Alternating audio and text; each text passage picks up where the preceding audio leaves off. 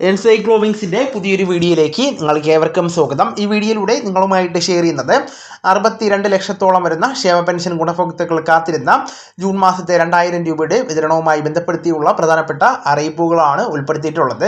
നമ്മുടെ വീഡിയോ ആദ്യമായി കാണുന്ന സുഹൃത്തുക്കളാണെങ്കിൽ ആദ്യമേ തന്നെ ചാനലൊന്ന് സബ്സ്ക്രൈബ് ചെയ്യുക. അപ്പോൾ നമുക്ക് വിശദാംശങ്ങളിലേക്ക് കടക്കാം. കഴിഞ്ഞ മാസത്തെ പെൻഷൻ വിതരണത്തിൽ ചില സഹകരണ ബാങ്കുകൾ കാലതാമസം വരുത്തിയത് ഇത്തവണ ആവർത്തിക്കരുതെന്ന് സർക്കാർ ശക്തമായിട്ടുള്ള നിർദ്ദേശം നൽകിയിട്ടുണ്ട്. UDF സർക്കാർ അധികാരത്തിലേറുന്നതിന് മുൻപ് ക്ഷേമ പെൻഷൻ 3000 രൂപയാക്കുമെന്ന് പറഞ്ഞിരുന്നുവെങ്കിലും UDF സർക്കാരിന്റെ ആദ്യ ബജറ്റിൽ ഇത് സംബന്ധിച്ച പ്രഖ്യാപനങ്ങൾ ഒന്നും തന്നെ ഉണ്ടായിരുന്നില്ല. അതിനാൽ തന്നെ ജൂൺ മാസത്തിൽ 2000 രൂപയുടെ പെൻഷൻ തന്നെയാണ് അക്കൗണ്ടുകളിലേക്കും കൈകളിലേക്കും എത്തുന്നത്. എന്നാൽ കഴിഞ്ഞ ദിവസം മുഖ്യമന്ത്രിയും ധനമന്ത്രിയും കൂടിയായ VD സതീശൻ ക്ഷേമ പെൻഷൻ 3000 രൂപയാക്കി ഉയർത്തുന്നതിൽ കാലതാമസം ഉണ്ടാകില്ലെന്ന് നിയമസഭയിൽ അറിയിച്ചിരിക്കുകയാണ്. അതിനാൽ ഏതാനും മാസങ്ങൾക്കുള്ളിൽ തന്നെ പെൻഷൻ തുക 3000 രൂപയാക്കി ഉയർത്തുവാനുള്ള സാധ്യതയുണ്ട്. അതോടൊപ്പം തന്നെ അനർഹരെ പുറത്താക്കി അർഹരായവരെ പദ്ധതിയിൽ ചേർക്കുവാനുള്ള നടപടികളും ആരംഭിക്കുകയാണ്. അതിനാൽ അനർഹമായിട്ട് ആനുകൂല്യം കൈപ്പറ്റുന്നവരെ കണ്ടെത്തി പെൻഷൻ പട്ടികയിൽ നിന്ന് ഒഴിവാക്കുന്ന നടപടി ഉടൻ തന്നെ സംസ്ഥാനത്ത് സജീവമാകുമെന്ന കാര്യം ശ്രദ്ധിക്കേണ്ടതാണ്. ഡോക്ടറുടെ നിർദ്ദേശപ്രകാരം കിടപ്പു രോഗികളുള്ള വീടുകളിൽ AC ഫിറ്റ് ചെയ്തിട്ടുണ്ടെങ്കിൽ നിലവിൽ പെൻഷൻ മാനദണ്ഡത്തിന്റെ ലംഘനമെന്ന് പറഞ്ഞ് പെൻഷൻ നിഷേധിക്കുന്ന അവസ്ഥ മാറ്റുമെന്ന സൂചനയും മുഖ്യമന്ത്രി നിയമസഭയിൽ നൽകിയത് ഒട്ടേറെ പേർക്ക് ആശ്വാസകരമായി മാറിയിരിക്കുകയാണ്.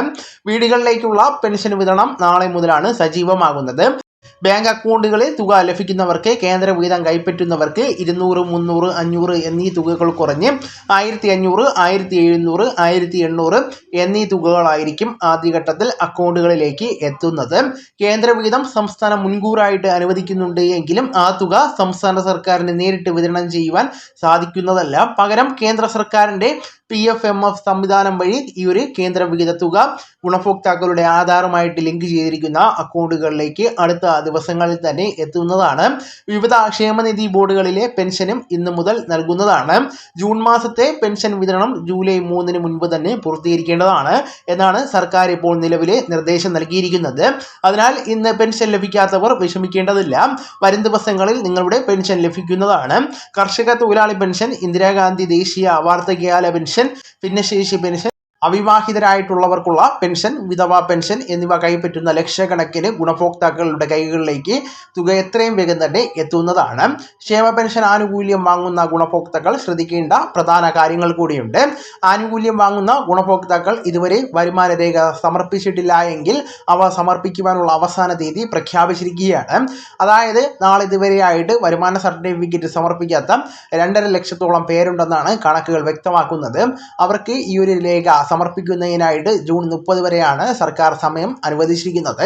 അതിനാൽ തന്നെ വരുമാന രേഖ സമർപ്പിക്കാത്തവർ ജൂൺ 30 മുൻപായിട്ട് അത് സമർപ്പിക്കുവാൻ ശ്രദ്ധിക്കേണ്ടതാണ്. അപ്പോൾ ഈ വിവരങ്ങൾ നിങ്ങളുടെ സുഹൃത്തുക്കളിലേക്കും മറ്റ് ഗ്രൂപ്പുകളിലേക്കും കൂടെ ഷെയർ ചെയ്യുക. നമുക്ക് തുടർന്നും വിജ്ഞാനപരമായിട്ടുള്ള മറ്റ് വീഡിയോസും ആനുകാലിക വിവരങ്ങളുമായിട്ട് വീണ്ടും കാണാം. അതുവരെ ഗുഡ് ബൈ.